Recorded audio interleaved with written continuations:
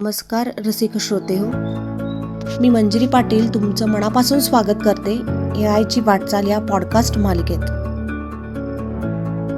आपण या पॉडकास्ट मालिकेतील पहिल्या भागामध्ये आर्टिफिशियल इंटेलिजन्स म्हणजे काय, मशीन लर्निंग म्हणजे काय याची माहिती घेतलेली आहे.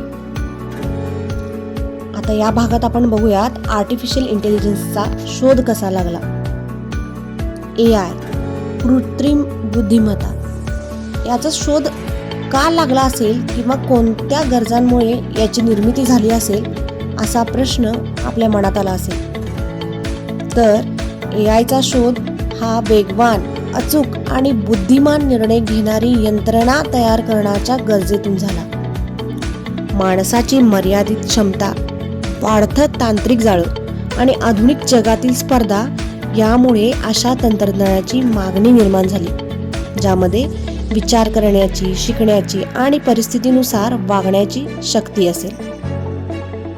AIचा शोध केवळ विज्ञानाची प्रगती म्हणून नाही, तर माणसाच्या विशिष्ट गरजांमधून झाला. जसं जसं माणसाची माहिती हाताळण्याची क्षमता वाढली, कामं अधिक गुंतागुंतीची झाली आणि जलद निर्णय घेण्याची गरज निर्माण झाली, तसा तसा बुद्धिमान यंत्रणा तयार करण्याची विचार माणसाच्या मनात रुजू लागले. आता ह्याबद्दलचे थोडे स्पष्टीकरण बघूयात.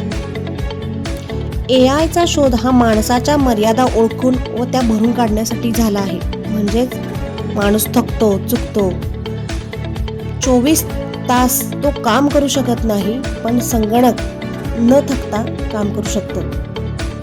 त्यामुळे एखादं असं तंत्रज्ञान हवं जे मानवाप्रमाणे विचार करेल, अधिक वेगवान, अधिक अचूकतेने उत्तर देईल, पण सातत्यानं काम करेल. AIचा शोध हा मोठ्या प्रमाणावरील माहिती, ज्याला आपण बिग डेटा म्हणतो, हा हाताळण्यासाठी झाला आहे. आज जगात प्रचंड डेटा तयार होतो. बँका, हॉस्पिटल, सोशल मीडिया, उद्योगधंदे यामधून या डेटाचं विश्लेषण करून जलद निर्णय घेण्यासाठी मानवी मेंदू अपुरा पडतो. यासाठी मशीनलाच विचार करण्याची क्षमता दिली गेली पाहिजे, असा विचार पुढे आला. निर्णय प्रक्रियेत अचूकता वाढवण्यासाठी AIचा वापर वाढला आहे. उदाहरणार्थ, लाखो डॉक्टर रिपोर्ट वाचू शकत नाहीत, पण AI स्कॅन किंवा रिपोर्ट्स माध्यमातून काही सेकंदात रोगांचे निदान होऊ शकत आहे. अशा अचूक आणि वेळ वाचवणाऱ्या यंत्रणेची सुद्धा गरज होती. पुढे जाऊन स्वयंचलित यंत्रणा तयार करण्यासाठी AIचा वापर वाढला आहे. जसे की माणसाच्या सहभागाशिवाय काही गोष्टी आपोआप व्हाव्यात अशी इच्छा निर्माण झाली. जसं की self driving car, smart home devices, chatbots. त्यामुळे मशीन स्वतःचा निर्णय स्वतः घेऊ लागलं आणि अशा तंत्रज्ञानाची गरज भासली. माणसासारखी संवेदनशील, संवादक्षम प्रणाली तयार करणं हे लोकांना गरजेचं वाटू लागलं, किंवा त्यांच्याच भाषेत संवाद करणारी एखादी प्रणालीची त्यांना गरज भासली. जसं की सिरी, अलेक्सा किंवा वापरात असलेले वेगवेगळे चॅटबोट्स, ज्यामुळे हे शक्य झाले. कारण मशीनला भाषेचं ज्ञान आणि संवाद कौशल्य देण्याची गरज भासू लागली. कृत्रिम बुद्धिमत्ता ही कोणी एकट्या व्यक्तीनं शोधलेली गोष्ट नाही, तर अनेक शास्त्रज्ञांनी एकत्र येऊन वर्षानुवर्ष केलेल्या अभ्यासांचा आणि प्रयोगाचा हा परिणाम आहे. तर या AIची सुरुवात कशी झाली हे समजून घेऊयात. AIची सुरुवात 1950च्या सुमारास असलेले AI मधील शास्त्रज्ञांचे योगदान पाहूयात. ब्रिटनचे शास्त्रज्ञ ॲलन ट्युरिंग यांनी असा प्रश्न विचारला, मशीन म्हणजेच संगणक विचार करू शकते का? त्यांनी एक चाचणी तयार केली, ज्यात मशीन माणसासारखी अक्कल वापरते हे तपासले जाऊ लागले. या चाचणीला ट्युरिंग टेस्ट म्हणून ओळखलं जातं. बरं, आता ही ट्युरिंग टेस्ट म्हणजे काय, सोप्या शब्दामध्ये समजून घेऊया. ट्युरिंग टेस्ट ही एक प्रकारची टेस्ट आहे जी ॲनल ट्युरिंग या ब्रिटन शास्त्रज्ञाने 1950 सालामध्ये मांडली, ज्याचा मुख्य उद्देश होता की एखाद्या मशीनला माणसासारखं विचार करता येतं का हे तपासायचं. ही टेस्ट कशी असते किंवा त्याचे स्वरूप कसे आहे हे आपण जाणून घेऊया. ट्युरिंग टेस्टमध्ये 3 घटक असतात. पहिला, एक माणूस जो प्रश्न विचारतो.